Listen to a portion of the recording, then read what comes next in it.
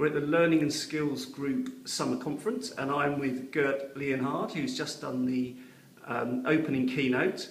Gerd, you talked about, at the end of your talk, you concluded by saying learning professionals need to make themselves indispensable. So I've got two questions. First one is, in what way are learning professionals currently dispensable?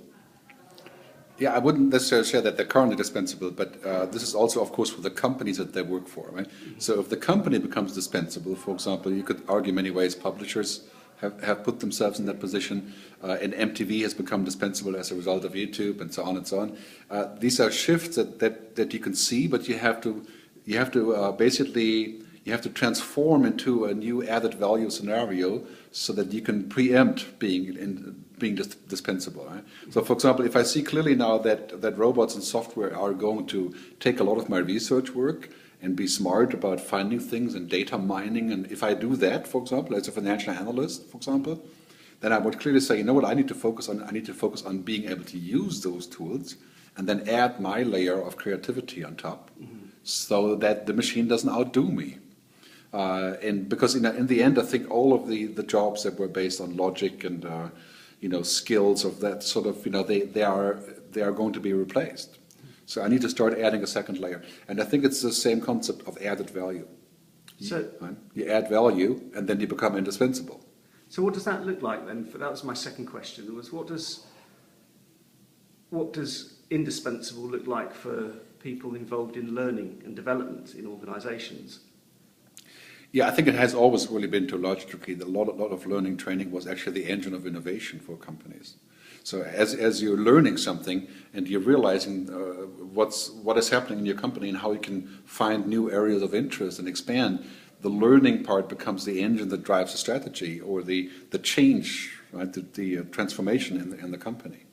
So therefore, I think that if you can discover more of those things, you become a very strong force in the organization.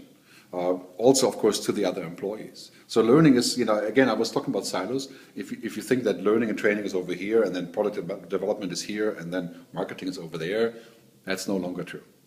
Because you're basically driving across all of those sectors with the things that you teach your employees, or that they teach you, if you're looking at the sort of, circular way of doing things. And therefore, there's a big difference in what that means in the future. Learning is essentially the nuts and bolts of all organizations.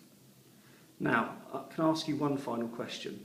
You talked about the fact that intuition is going to become a really important skill for humans.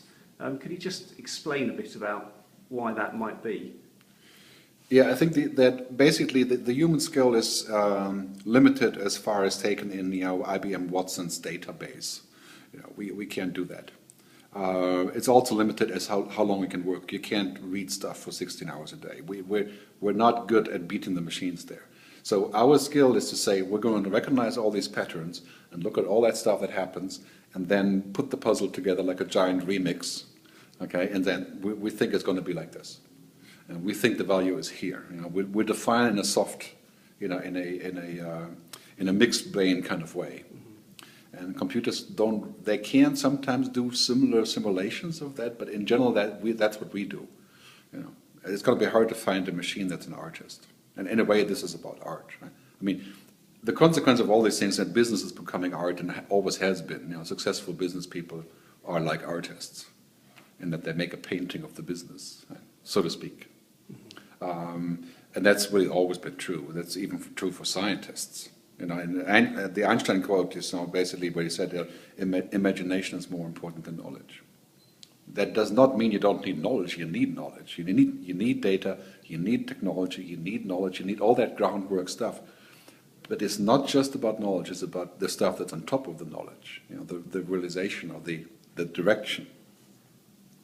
Gerd Leonhard, thank you very much. You're welcome.